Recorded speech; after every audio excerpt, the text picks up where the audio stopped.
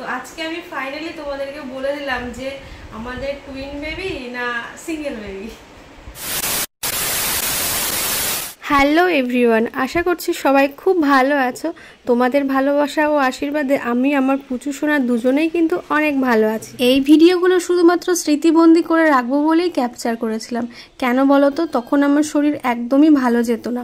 আর দেখে তো তোমরা বুঝতেই পারছো এটা অনেক আগের ভিডিও, তখন ছিল শীতকাল। সবে মাত্র জানতে পেরেছিলাম আমি আর তোমাদের দাদা ভাই এখন 2 থেকে 3 হতে চলেছি। দিনটা ছিল আমার প্রথম আল্ট্রাসোনোগ্রাফি বা ইউএসজি করার দিন।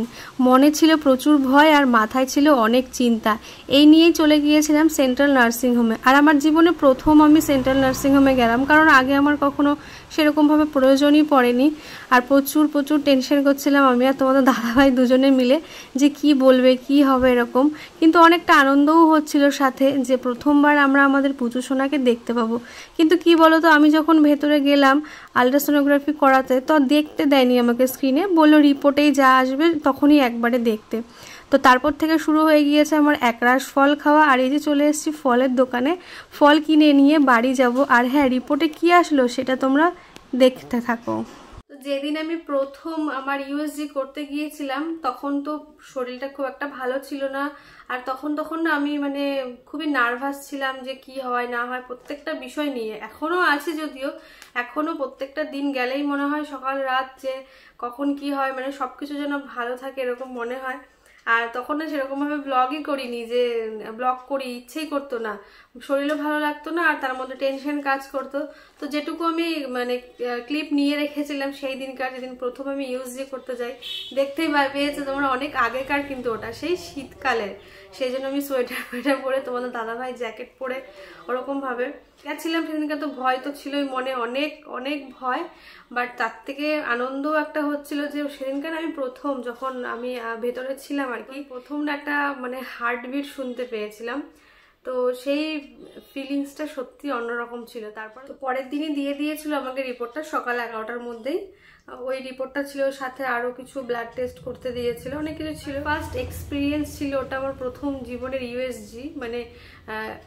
আগে কোনোদিন কোনো সমস্যা হয়নি, যার জন্য আমাকে করাতে হয়েছে বা কিছু। যাই হোক, পরের দিন যখন আমি রিপোর্টটা হাতে পেয়েছিলাম, রিপোর্টটা হাতে বলতে ইউএসজি যেটা হয় তোমরা জানো, সেটা হচ্ছে এই যে জিনিসটা, লাইটের মধ্যে নিয়ে এভাবে দেখলে বোঝা যায় আর কি।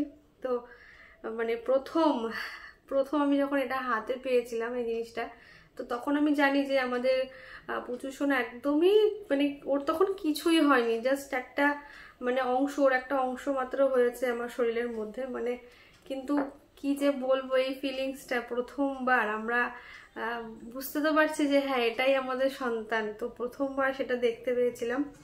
আর ওই যখন আমি নার্সিং হোমে ছিলাম ওই সময়টা ওর হার্টবিটটা একটা কিছু শুনতে পেয়েছি, তো ওটাই হয়তো হার্টবিট, ওটাই বললো হার্টবিট শুনতে পেলাম।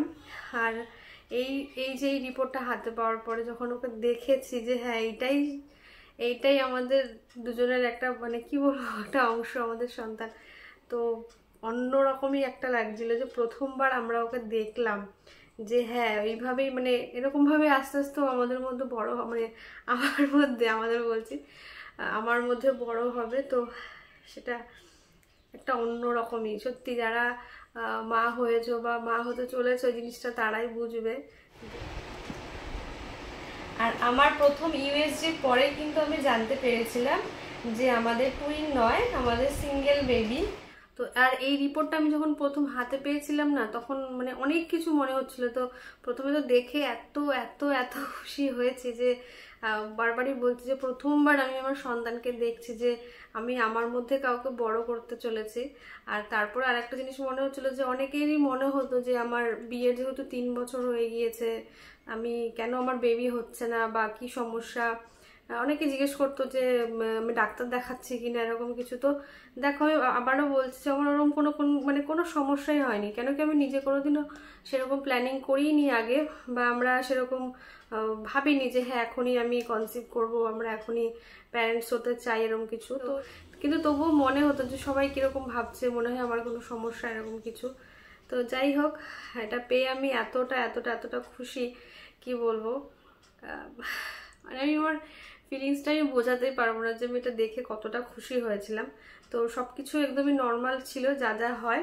আর যা যা হয় বলতে এখানে আমি মানে আমার বেবির যে ওয়েট বা কিছু আমি কিছু শেয়ার করছি না এখনই, কারণ আমার ঠিক ওটা মনে হচ্ছে না, মানে আমার পজিটিভ ফিলিংসটা পাচ্ছি না যে সব কিছু আমি শেয়ার করি। তবে হ্যাঁ করবো, সবটা ভালোভাবে মিটে যাক। তবে এটাই যে সব কিছু নর্মাল রয়েছে, যে কোনো সমস্যা কোনো কিছুতে কোনো কিছু ধরা পড়েনি। আর আমার প্রথম আমি যখন ইউএসটা করেছিলাম তখন আমার প্রেগনেন্সি 10 উইক 2 ডেজ চলছিল। মানে সত্যি প্রথম দেখার পর আমি চোখে জল ধরে রাখতে পারিনি, এটা যেটা আমি নিজে চোখে দেখছি আমার সন্তানকে যে ও আস্তে আস্তে বড় হচ্ছে। এবার আরো একটা আসতে চলেছে যেটা অ্যানোমালি স্ক্যান, ওটাও তোমাদের সাথে শেয়ার করব কি হয়। আমি জানি তখন আমার পুচুটা আর একটু বড় হয়ে যাবে। তোমরাও যারা নতুন মা হতে চলেছো তোমাদের কি কি মানে এক্সপিরিয়েন্স হচ্ছে সবটা আমার সাথে শেয়ার করো, পারলে আমার ভালো লাগবে। আর কারো কিছু আমাকে কোনো সাজেশন দেওয়ার থাকলে অবশ্যই দিতে পারো নিজের মনে করে, তাতেও আমার খুব ভালো লাগবে। তো চলো, সবাই খুব ভালো থেকো, সুস্থ থেকো, আশা করছি আমি ভালোই থাকবো তোমাদের আশীর্বাদে। তো কেমন লাগলো ভিডিওটা জানিও কিন্তু। টাটা।